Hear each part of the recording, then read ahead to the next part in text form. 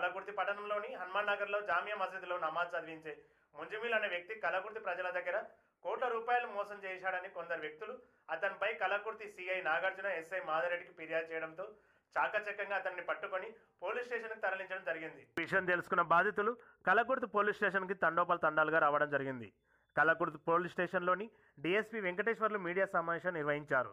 DSP Venkateswarlu మాట్లాడుతూ కలకుర్తి పట్టణంలోని హనుమాన్ నగర్ కాలనీలో జామియా మసీదులో మౌలన్గా ఉన్న ముజామిల్ అనే వ్యక్తి కలకుర్తి ప్రజలతో సన్నిహితంగా ఉంటూ రియల్ ఎస్టేట్లో స్టాక్ మార్కెట్లో బెట్టింగ్లు పెడుతూ అధిక లాభాలు వస్తాయని చెప్పి 20 మంది ఏజెంట్లను పెట్టి 2020 నుండి 2023 వరకు 90 కోట్ల రూపాయలు వసూలు చేయడం జరిగింది. ఇప్పటి వరకు 10 మంది బాధితులు వచ్చారని, మిగతా వారు ఫిర్యాదు చేయలేదని, రాలేదని, ఈరోజు చాలా మొత్తంలో బాధితులు వచ్చారని అందరినీ వాదనలు తీసుకుని అతనికి ఎంత ఇచ్చారు, వాళ్ళకి ఏ విధంగా ఇప్పించాలి, బాధితుల దగ్గర ఏ ఆధారాలు, ఏ పత్రాలు ఉన్నాయని, ఏ డాక్యుమెంట్లు ఉన్నాయని చూసిన తర్వాతనే అతనిపై చట్టరీత్యా చర్యలు తీసుకుంటామని తెలిపారు.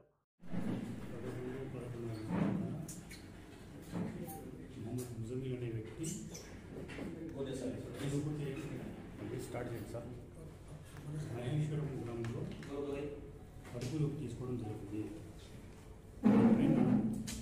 గత సంవత్సరం 2 చీటింగ్ కేసులు నమోదై ఉన్నాయి కలకుర్తి పోలీస్ స్టేషన్లో. అందులో ఒక క్రైమ్ నెంబర్లో హైకోర్టు నుంచి 41A CRPS నోటీస్ ఇవ్వమని ప్రొటెక్షన్ తీసుకున్నారు. ఇంకొక కేసు పెండింగ్ ఉంది. ఆ వ్యక్తిని వాళ్ళు తీసుకొచ్చి మా సిఐ గారు తన కలకుర్తి పట్టణం చెందిన వాస్తవం అతని జీవిత ప్రయాణం ఇక్కడి నుంచే స్టార్ట్ అయింది. కలకుర్తిలోని మసీదులలో ఈ ప్రేయర్లు నమాజ్ చేసుకుంటూ ప్రజలతో మమేకమై రియల్ ఎస్టేట్ సంస్థల్లో పెట్టుబడి పెడితే అధిక లాభాలు వస్తాయని చెప్పి ఒక 20 మందిని ఏజెంట్లను నియమించుకొని ప్రజలకు ఆశ చూపి ₹1 పెడితే మరొక రూపాయి లాభం వస్తుందని చెప్పి 5 నెలల పీరియడ్లో ఆశ చూపి ఈ రోజు వరకు అంటే 2020 నుంచి సుమారుగా 2023 వరకు అక్టోబర్ 23 వరకు 90 కోట్ల రూపాయలు వసూలు చేశారు. ఆ డబ్బును తీసుకెళ్ళి కొంతమంది దగ్గర రియల్ ఎస్టేట్లలో గోల్డ్ ట్రేడింగ్లలో ఇన్వెస్ట్ చేసి ఆ వచ్చినటువంటి డబ్బుతోటి సుమారుగా 50 కోట్ల వరకు ప్రజలకు తిరిగి చేసుకుంటూ వచ్చినాడు. అందులో ఒక వ్యక్తి ఎక్కడైతే ఇన్వెస్ట్ చేసిన రియల్ ఎస్టేట్ సంస్థలో ఆ సంస్థ చేసినటువంటి వ్యక్తి చనిపోవడం వల్ల దాదాపు సుమారు 14 కోట్లు ఎక్కువ పడుతుంది. అక్కడి నుంచి ఇతను తిరిగి కస్టమర్ ఇవ్వలేని పక్షం క్రియేట్ చేసుకున్నాడు. ఆ క్రమంలో ప్రజల నుంచి తీవ్ర ఒత్తిడి రావడం వల్ల ఇతను ఒక సంవత్సరం నుంచి భార్య పిల్లలతో తప్పించుకొని తిరుగుతూ ఉన్నాడు. తర్వాత ఇతను తీసుకున్నటువంటి జరిగిన లావాదేవీలు కానీ ఏమిటి సంగతి అతని దగ్గర ఉన్నటువంటి ప్రశ్న అతన్ని అదుపులో తీసుకున్న తర్వాత అతను స్వాధీనం తీసుకుంటే కొన్ని చెక్స్ దాదాపు 50 లక్షల విలువైన చెక్కులు వేరే వాళ్ళు ఇచ్చినటువంటి చెక్స్ రామరెడ్డి అయినటువంటి వ్యక్తి ఎవరి దగ్గర ఇన్వెస్ట్ చేసిన వారు ఇచ్చినటువంటి చెక్స్, కొన్ని డాక్యుమెంట్స్, ఒక సెల్ ఫోన్ అతని నుంచి మనం స్వాధీనం చేసుకున్నాము. అతన్ని ఇప్పుడు కోర్టులో ప్రొడ్యూస్ చేసిన తర్వాత పోలీస్ కస్టడీ చేసుకొని ఇప్పటిదాకా మనం సుమారుగా ఒక 10 మందిని మాత్రమే ఎగ్జామ్ చేసాము. అంతకుముందు బాధితులు ఎవరు రాలే, నాది పోయింది, నా డబ్బు పోయింది, నా డబ్బు ఎవరు రాలేదు. ఇప్పుడు బాధితులు వస్తున్నారు.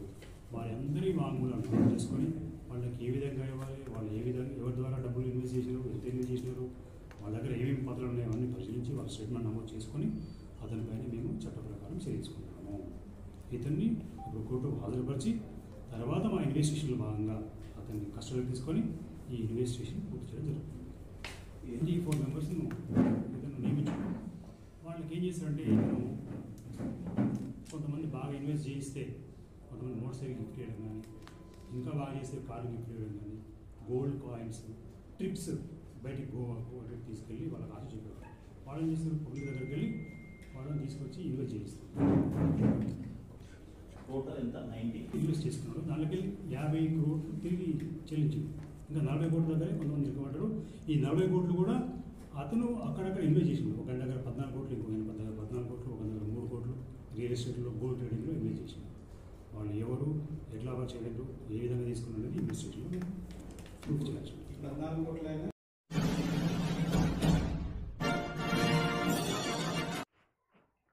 నార్కల్ జిల్లా కోడేరు మండల కేంద్రంలోని ప్రాథమిక ఆరోగ్య కేంద్రాన్ని జిల్లా కలెక్టర్ ఆకస్మికంగా తనిఖీ చేశారు. ప్రభుత్వ ఆసుపత్రిలో అన్ని రకాల వైద్య సేవలు అందుబాటులో ఉండేలా చూడాలని జిల్లా కలెక్టర్ బదాస్ సంతోష్ అధికారులకు ఆదేశించారు. అనంతరం కోడేరు మండల కేంద్రంలోని మహాత్మా జ్యోతిరావు పుల్లే బాలికల గురుకుల పాఠశాలను సందర్శించి అక్కడ విద్యార్థులకు అందుతున్న సదుపాయాలను స్వయంగా పరిశీలించారు. పాఠశాలలో ఉన్న వసతులు, విద్యార్థుల భద్రత, ఆహార నాణ్యత, వసతి గదులు, పరిశుభ్రత, మౌలిక సదుపాయాలు స్థితిగతులను సమీక్షించారు. అటు నుంచి కోడేరు మండల కేంద్రంలోని అంగన్వాడీ కేంద్రాన్ని సందర్శించి అక్కడ కార్యకలాపాలను పరిశీలించారు. పిల్లలకు అందిస్తున్న ఆహార పదార్థాలు నాణ్యతను తనిఖీ చేయడంతో పాటు సరఫరా అవుతున్న గుడ్లు, సన్నబియ్యం నాణ్యతను ప్రత్యేకంగా పరిశీలించారు. మరియు కోడేరు మండలంలోని ఎత్తం గ్రామంలో జరిగిన ఆకస్మిక తనిఖీ కార్యక్రమంలో పాఠశాల విద్య మరియు పర్యావరణ సంరక్షణకు సంబంధించిన వివిధ అంశాలను పరిశీలించారు.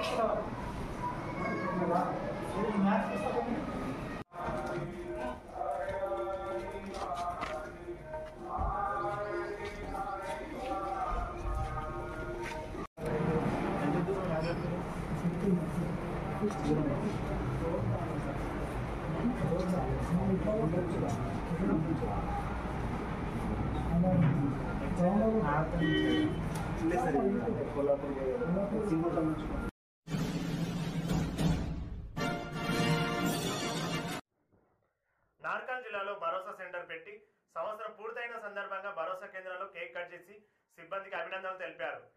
జిల్లా అడిషనల్ ఎస్పీ సిహెచ్ రామేశ్వర్ ఆధ్వర్యంలో జిల్లా ఎస్పీ మీడియా సమావేశం నిర్వహించారు. ఈ సందర్భంగా ఎస్పీ వైభవ్ గైక్వాడ్ రఘునాథ్ మాట్లాడుతూ బాల కార్మిక వ్యవస్థను నిర్మూలించేందుకు సఖి కేంద్రంతో పాటు భరోసా సిబ్బంది షీ టీం గత నెల ప్రత్యేక తనిఖీ నిర్వహించడం జరిగిందని తెలిపారు.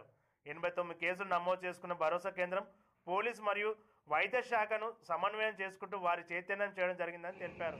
రాబోయే సంవత్సరం మహిళలకు మరింత అవగాహన సదస్సులను నిర్వహించి అన్ని సందర్భాలలో వారికి అండగా నిలవాలని ఎస్పీ కోరారు.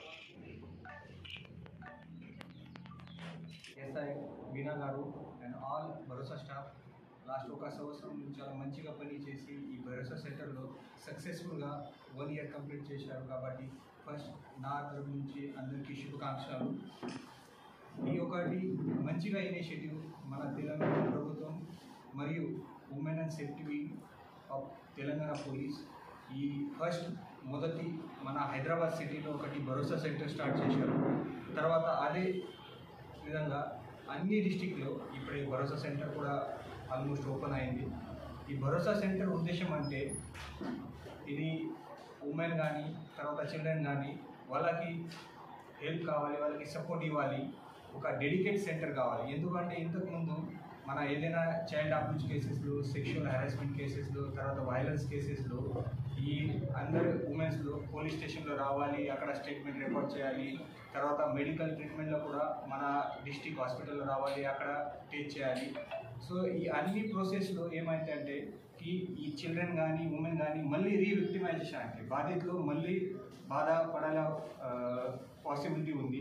దీని కాబట్టి ఇది ఒక ఉద్దేశంతో పెట్టి ఇక్కడ ఒక డెడికేట్ సెంటర్, ఈ సెంటర్లో మన మెడికల్ హెల్ప్ కావచ్చు, పోలీస్ హెల్ప్ కావచ్చు, ఇవన్నీ మొత్తం మన హాస్పిటల్ అండ్ పోలీస్ స్టేషన్ కాకుండా ఒక సెపరేట్ ప్లేస్లో ఇక్కడ జరుగుతుంది.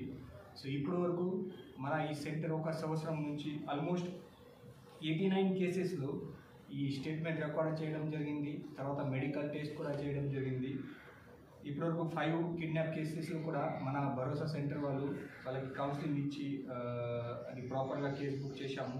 తర్వాత 89%కి ఇప్పటివరకు మన భరోసా సెంటర్ నుంచి కూడా కౌన్సిలింగ్ చేశాము. ఈ భరోసా సెంటర్ మరియు సఖీ సెంటర్ అండ్ మన ఉమెన్ వింగ్, మన డిస్టిక్ ఉమెన్ వింగ్ అందరు కలిసి రెగ్యులర్గా మన అవేర్నెస్ ప్రోగ్రామ్ కూడా మన నాగర్ కర్నూలు డిస్టిక్లో కండక్ట్ చేస్తున్నాము. ఈ భరోసా centre not only police and medical help, అదే కాకుండా మన కౌన్సిలింగ్ కావచ్చు, తర్వాత లీగల్ హెల్ప్ కావచ్చు, విక్టిమ్ అసిస్టెంట్ ఫండ్ కావచ్చు, ఈ అన్ని రకరకాలుగా హెల్ప్ ఈ సెంటర్ నుంచి నడుస్తుంది. సో ఇది ఒకటి చాలా మంచిగా ఇనిషియేటివ్. మన ఉమెన్ సేఫ్టీ రెగ్యులర్గా మన సపోర్ట్ ఇచ్చి చాలామంది ఫెసిలిటీస్ కూడా ప్రొవైడ్ చేస్తున్నారు. ఇన్ఫ్రాస్ట్రక్చర్ కానీ, ఆల్ ఎలక్ట్రానిక్ ఎక్విప్మెంట్ కానీ, తర్వాత మన రెగ్యులర్ ఫండ్ కానీ ప్రొవైడ్ చేస్తున్నారు. సో ఈ మన నాగర్ కర్నూల్ భరోసా సెంటర్ ఈ ఒక సంవత్సరం కంప్లీట్ అయిన తర్వాత ఈ నెక్స్ట్ సంవత్సరంలో కూడా నా తరఫు నుంచి అందరి స్టాఫ్ల శుభాకాంక్షలు. అదే మంచిగా పని ఈ సంవత్సరం కూడా చేయాలి. ఈ విక్టిమ్స్లో, ఉమెన్స్ అండ్ చిల్డ్రన్స్లో మంచిగా సపోర్ట్ ఇవ్వాలి. అదే ఉద్దేశంతో ఈ నెక్స్ట్ ఇయర్ కూడా మన మంచిగా పని చేసి ఈ భరోసా సెంటర్కి ఒక సక్సెస్ఫుల్గా ముందుగా పోతాము. సో ఇవన్నీ మొత్తం డాటా మన సైడ్ నుంచి అందరికీ ఇస్తాము. సో మరి ఒకసారి మన అందరు స్టాఫ్కి శుభాకాంక్షలు. Thank you.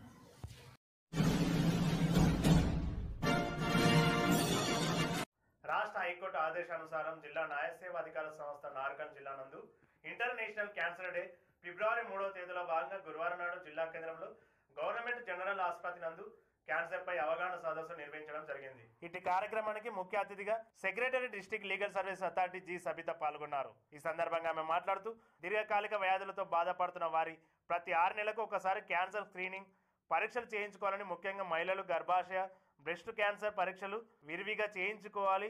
క్యాన్సర్ వ్యాధిని మొదటి దశలో గుర్తించినట్లయితే త్వరగా నయం చేసుకోవడానికి అవకాశం ఉంటుందని ఆమె అన్నారు.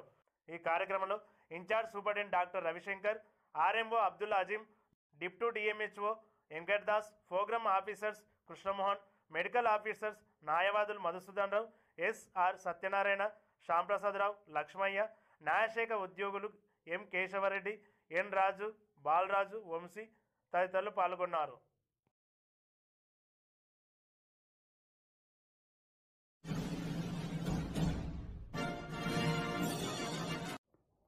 కల్లు సీసలో ఎలుకల కలకలం రేపిన ఘటన నార్కల్ జిల్లా బిజినపల్లి మండలం గుడ్లనాడ గ్రామంలో నాగరాజ్ గౌడ్ అమ్మే కళ్ళు దుకాణంలో చోటు చేసుకుంది.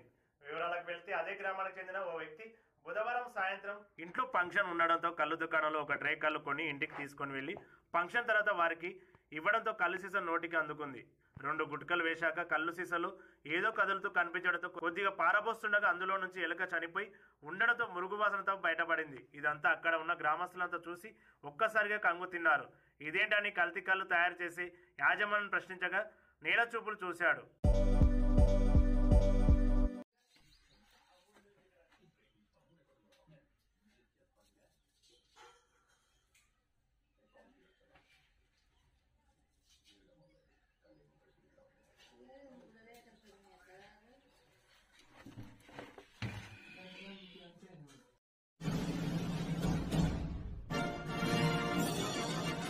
తాడూరు గ్రామంలో భూ సర్వే కోసం పోలీసులు బందోబస్తు మధ్య 3 సార్లు సర్వే చేపట్టి ఆ సర్వే అగ్రవర్ణాల భూముల మీదుగా హైదరాబాద్ నుండి నంద్యాల హైవే పోతుందని భావించి తిరిగి 4వ సర్వే నిర్వహించి దళితుల భూములు కోల్పోయే విధంగా రోడ్ మ్యాప్ తయారు చేసి దళితుల జీవితాల్లో చెలగాటమాడుతున్నారని మాలా మహానాడు రాష్ట్ర అధ్యక్షులు పిల్లి సుధాకర్ తెలిపారు.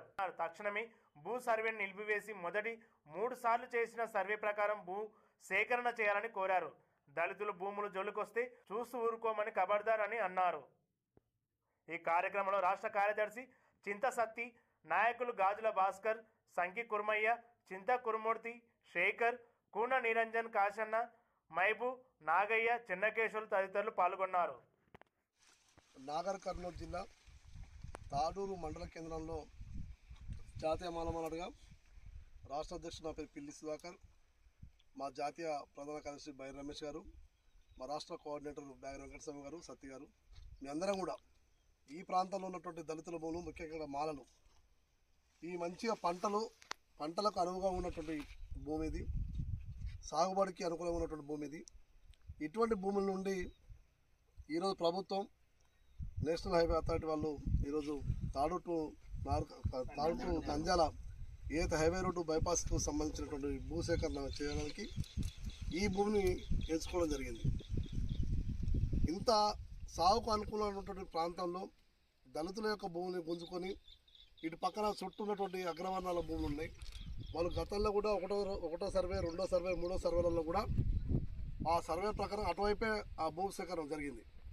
కానీ ఈ 4వసారి సర్వే చేసి ఏకంగా హద్దులు పెట్టేటువంటి పరిస్థితి. ఈ హద్దులు పెట్టిన ప్రాంతం మొత్తం కూడా దళితుల యొక్క భూములు.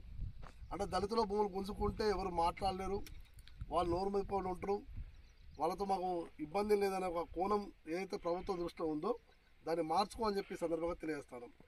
గత 10 ఏళ్లలో టీఆర్ఎస్ గవర్నమెంట్లో కూడా ఈ రకంగానే భూసేకరణ అడ్డందిడ్డంగా చేసి అబాస్పాలైనటువంటి పరిస్థితి. దళితుల భూములకు వస్తూ ఏం జరుగుతుందో కేసీఆర్ గారిని అడుగు తెలుస్తుంది. 10 సంవత్సరాలు ఆయన వెంటబడ్డాం, ఆయన గద్దెదించారు కూడా ఎవరో కూడా నిద్రపోలేని విషయాన్ని గుర్తు చేస్తాను. అదే పరిస్థితి ఈరోజు ముఖ్యమంత్రి రేవంత్ రెడ్డి గారికి, కాంగ్రెస్ ప్రభుత్వానికి, ఈ ప్రాంతంలో ఉన్న నాయకత్వానికి మేము హెచ్చరించాల్సి ఉన్నాం. మీరు అదే పంతాల పోతున్నారు, మీ యొక్క తీరు మార్చుకోండి. ఇంత చక్కటి భూముల్ని ఈరోజు రోడ్ల కోసం అని చెప్పి హైవేల కోసం తీసుకొని మా దళితుల యొక్క ఆత్మగౌరవం భూమి అనేది, ఆ ఆత్మగౌరవం దెబ్బకొట్టి వాళ్ళ యొక్క జీవన విధ్వంసానికి పాల్పడుతున్న ఈ తీరు ఇది హర్షించదగ్గది కాదు. దయచేసి మేధావులు, సభ్య సమాజం, అన్ని వర్గాల వాళ్ళు కూడా, రాజకీయ పార్టీలు కూడా దీన్ని స్పందించాలి.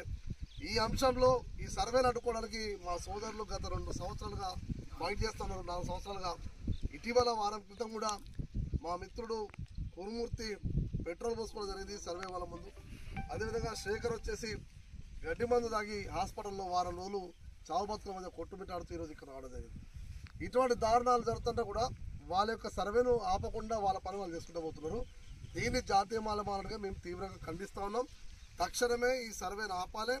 ఏదైతే 1, 2, 3 సర్వేలు ఫస్ట్లో ఏసీల్లో 100 ఎకరాలు 1000 ఎకరాలు ఉన్నటువంటి దొరలు అగ్రవర్ణాల భూముల మీద నుంచి మీరు సర్వే చేసిందో ఆ సర్వే ప్రకారమే మీ యొక్క రోడ్డు పోవాలి తప్ప ఉన్నటువంటి గుంట 2 గుంటల భూములు లేదా ఎకరం అరెకరం భూములు ఉన్నటువంటి